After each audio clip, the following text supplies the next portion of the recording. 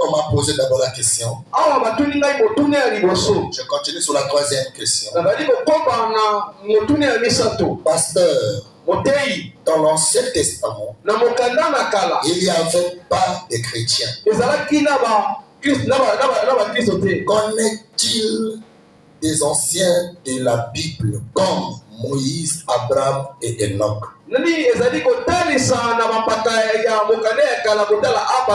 Pourquoi l'Ancien Testament n'avait pas de chrétiens? Parce que tous les croyants de l'Ancien Testament étaient sous le sang des boucs et des taureaux. Ils étaient des croyants. Ils étaient des adorateurs. Mais il n'y avait pas Christ. Jésus n'était pas encore venu. Bon, la différence avec nous, nous ne sommes pas croyants, mais nous sommes croyants chrétiens. Nous sommes chrétiens croyants. Pourquoi chrétiens? Parce que nous avons reçu Christ. Oh, Christ. Amen. Amen. C'est le mot qui veut dire ouais. Nous devenons chrétiens lorsque nous sommes oués par la puissance du Saint-Esprit. Oués de son esprit. Oh, dans l'Ancien Testament, aucun croyant n'avait le baptême du Saint-Esprit. Et ils avaient l'onction. Amen. Et ils étaient des adorateurs. Oh, nous sommes croyants chrétiens. Parce que nous croyons en Jésus. Donc voilà la chose qui faisait que dans l'Ancien Testament, il n'y ait pas de chrétiens. Abraham n'était pas chrétien. Parce que la foi chrétienne, c'est la foi des nations. Oh, les Juifs, et ils ont la foi du judaïsme. Amen. Amen. Oh, nous ne sommes pas dans le judaïsme. Les nations n'ont pas l'intérêt de croire au judaïsme.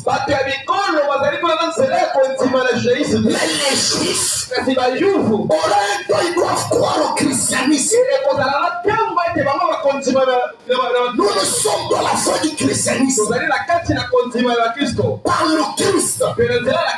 C'est pourquoi Frère Branham dit que quand il y aura l'enlèvement, amen. Amen. Avant l'enlèvement, il y a des juifs qui ont cru en Jésus.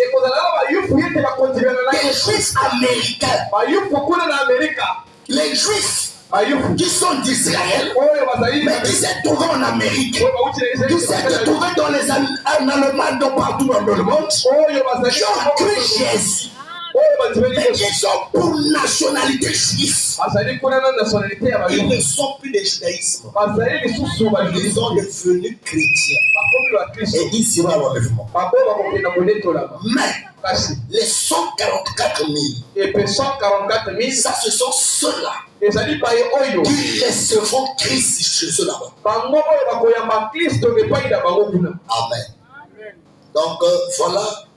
Donc Abraham, Moïse n'était pas chrétien. Parce que Christ n'était pas mort pour eux. Amen. Amen. Et ils étaient des croyants de Jéhovah. Ils croyaient l'Éternel. Mais nous croyons Dieu fait de chair dans le corps de Jésus. C'est lui l'image identique de Dieu. C'est lui le véritable Dieu. Donc le Dieu le Père de vous prier. Mais autrement que Jésus dans l'état esprit. Mais dans l'état physique, c'est celui que vous appelez fils de Dieu. Donc Dieu s'est fait fils. Dans le corps de Jésus. Mais il est Père. Dans le tas d'esprit. C'est pourquoi Jésus a dit, moi et le Père, nous sommes un. Donc si tu n'as pas la capacité de distinguer collé Jésus et ton Dieu, ça ne va pas. C'est que tu n'as pas encore cru le message. Parce que le message, c'est la révélation de toute la parole de Dieu qui était dans la confusion. Aujourd'hui, n'est plus dans la confusion. C'est ça le but du message. Venir éclaircir la parole. Donner la lumière à la confusion. C'est dans le message que tu sauras qui est dans le vrai, qui est dans le faux. Merci. Amen. Shalom, par exemple, question. Shalom, pasteur. Est-ce qu'une sœur du message peut-elle être une policière? Non. Frère Branham dit c'est pas le travail des femmes. Frère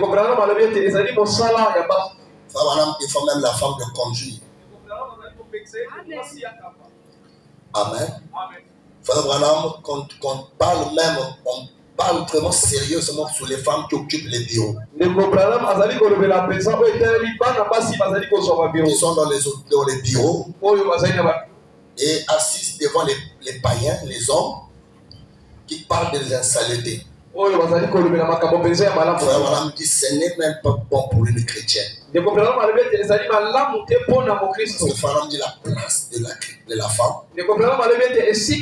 Je sais que c'est mal pour recevoir. Je sais que c'est mal à recevoir. Mais la place de la femme, selon la volonté parfaite de Dieu. Je dis bien. La place de la femme, selon la volonté parfaite de Dieu, c'est de rester à la cuisine, prendre soin de ses enfants, en les enseignant dans la parole, prendre soin de son mari. En dehors de ça, tout ce que vous faites, c'est que la volonté permissible. Amen ou pas? Non. L'esprit de l'odeur quitte l'église. Non. Pasteur, connais-tu de mes diplômes? Écoutez-moi bien. Dieu n'a jamais instauré l'école. Aucun verset biblique dit allez chercher les diplômes pour devenir mes enfants. Mais nous partons à l'école parce que nous avons des circonstances du pays. Et nous laissons nos femmes travailler à cause des circonstances. Et Frère Branham, Amen, n'a pas dit que si un homme défendait sa femme d'aller travailler, qu'il fasse un salaire. Je suis en train de fier le message. Je n'ai pas encore trouvé. C'est les déclarations des hommes. Mais Frère Branham dit l'homme doit prendre soin de sa femme. Et s'il trouvait bon de faire un salaire à sa femme, Amen, parce que la femme n'a pas le travail, c'est une bonne chose. Mais Frère Branham dit que la femme ne peut qu'aller travailler quand son mari devient inapte. Mon mari n'est plus capable. Quand je parle de l'inapte, je ne parle pas d'un défaut corporel. N'allez pas chercher les défauts corporels. Mais quand je parle de l'inapte, ton mari ne travaille plus. On l'a enlevé au travail. Il a eu beaucoup de dettes. À ce moment, la femme peut chercher le travail. Ça va aller faire le ménage. Pour souvenir aux besoins. Et la sœur Meda, on a fait pour Frère Branham. Il y avait un temps Frère Branham avec beaucoup de dettes. Alors Meda était parti travailler pour aider William Branham. Maintenant, toi seul, qui dit à ton frère que quand tu m'as défendu le travail, tu dois me donner un commerce. Je dois faire ceci. C'est pas une bonne chose. Ne le faites pas comme ça. Parlez-en doucement. Entendez-vous? Donc si toi, tu penses que tu dois travailler pour faire du lutte avec ton mari, ça prouve que tu es animé par un démon. Il y a des gens que Dieu ne donne pas le travail, c'est parce que les motifs sont mauvais. Que tu sois frère ou soeur, tu fais un travail pour te gagner un frère à l'église. Ça, c'est quel genre d'esprit? Dieu sait que si tu te donnes ça, tu te croiras maintenant plus grand que le pasteur. Et si vous voulez voir un vrai frère, une vraie personne, donnez-lui l'argent. Vous voulez avoir la nature de la personne, donnez-lui l'argent. C'est là où vous allez voir la vraie humilité. Même l'humilité que vous fabriquez si vous n'avez rien qui est humble. C'est pas comme ça. Moi, pour te dire que tu es totalement humble, j'agrée ton humilité. J'agrée votre humilité. C'est pas de l'hypocrisie. C'est la vérité que je dis. Moi, pour croire, je te crois déjà. Pour arriver à dire que celui-là, il est vraiment humble devant la parole. C'est quand tu auras l'argent. Ça dit tu paies la dîme de 10 millions. Mais tu fais quelque chose de mal. Je viens, je te blâme devant ta femme. Et tu t'inclines pour dire papa, j'ai tort. Ma femme, pardonne-moi. Papa a raison. J'aurais pas dû faire ça. Et revenir à l'église tout scellé. C'est là où je vais te serrer la main. Dire que l'enfant là a le Saint-Esprit.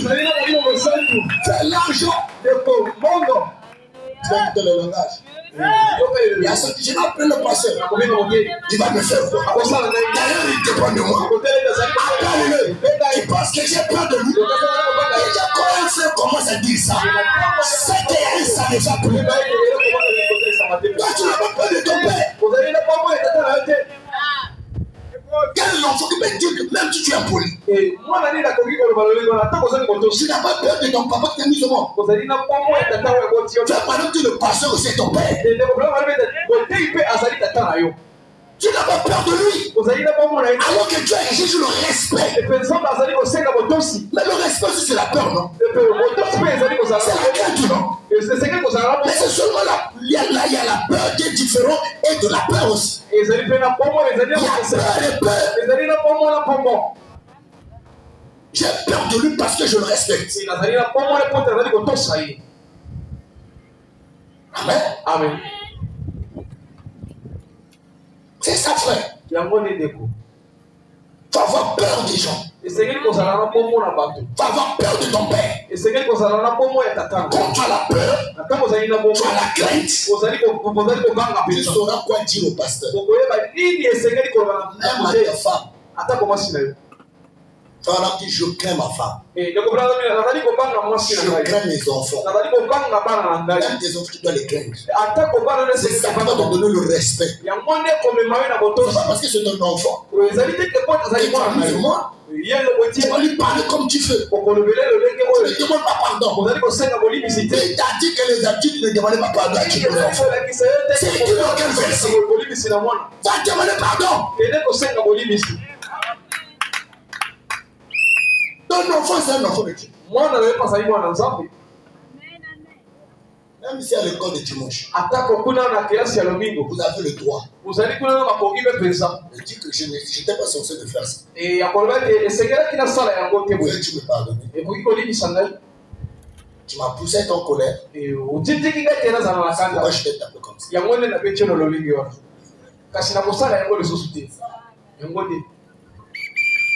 Faut pas comprendre. Et papa m'a chicoté. Non pas pour me haïr, ezali pote ayini ngai te. Mais pour mon bien. Ezali pona bolamu na ngai. Donc c'est pas permis. Yango epesami te de. Pour le message. Pona sango. Et pour la Bible. Pe na Biblia. Les sœurs disent amen. Maneko basi bolo ba amen. Les frères disent amen. Maneko bolo ba amen. Donc toi qui fais encore le doctorat, la licence. Yo ndio lingi ko sala la doctorat na licence. C'est bien. Ezali malamu Mais pensa. ça bien. Kasi yeba Si tu es yango. marié. Soki obala. Si tu as un mari. Soko zali na mobali. Il te dit chérie. Alebi na yo molingami. Donne-moi ton diplôme. Pesa ngai diplôme na yo. Moi je vais chercher le travail avec ça. Ngai na koluka mosala na yango. Donne-lui ça. Pesa yango. C'est pour ça que les frères. Ya bino ni debo. Mais pour un homme, Pona mobali. c'est évident qu'il ait des diplômes. Et c'est ngeli pesa asala na ba diplôme. Mais le message aussi peut voir. Kasi seko pesa. Même pour la, je dis bien pour la société, pour avoir un travail, fréquenter. Maintenant, toi, la femme, tu vas à l'école pour apprendre comment lire, écrire et comment construire. Mais tu peux faire un commerce. C'est permis. Et pesa me. Pas de commerce où tu voyages, tu laisses ton mari seul avec un enfant. Arrêtez ces choses-là. Si le mari te trouve un ganzi, assume ça. On n'a jamais dit un homme sage bâtit la maison. C'est la femme. La femme doit rester à la maison. Et toute femme qui fait les rivalités avec son mari sur la cuisine, tu as un démon. Rivalité ou l'âme. Il y a aussi que les lames. C'est pas son travail. Donc j'encourage les frères. C'est les amants qui c'est pas un péché. Mais je hais les frères paresseux. Paresseux dans le poste. Maintenant, quand tu le défends, rassure-toi. Quand il va demander besoin de l'aide, tu lui donnes. Mais écoute-toi aussi, sœur. Si le pauvre dit j'ai rien, comprends-le. Si tu dis que moi j'avais laissé mon travail, tu dois penser que tu as un mauvais esprit. Tu es une mauvaise femme. On ne se marie pas pour un contrat. Le mariage n'est pas un contrat. Oh non, je vais te faire un salaire. Donc comme c'est devenu à payer, retourne chez vous. Quand j'aurai besoin de toi, je t'appelle, je paie. Ne faites pas ça.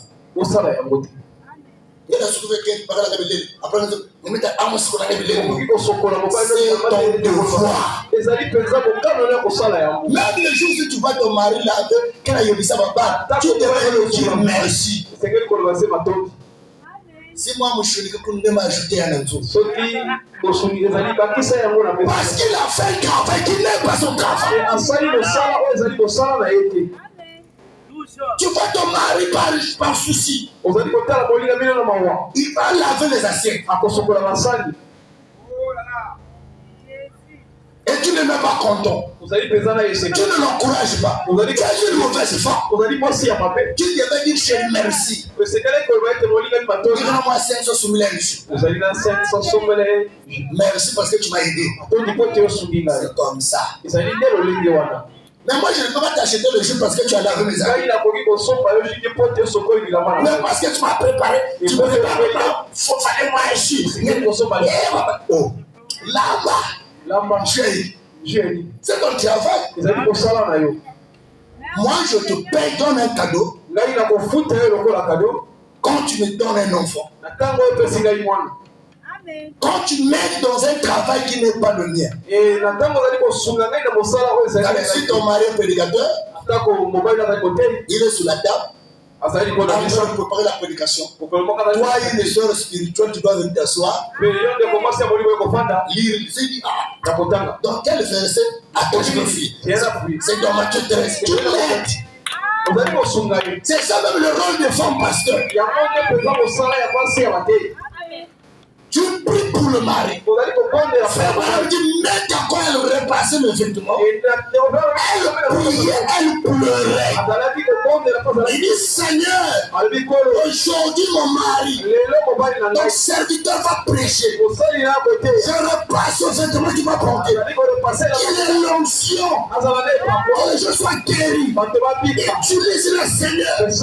Et tout ce qui va le tomber, que soit mis sans effet. Il est en train de repasser. Tous les jours. Et ton mari repasse les vêtements. Toi, tu es content. Fiancé.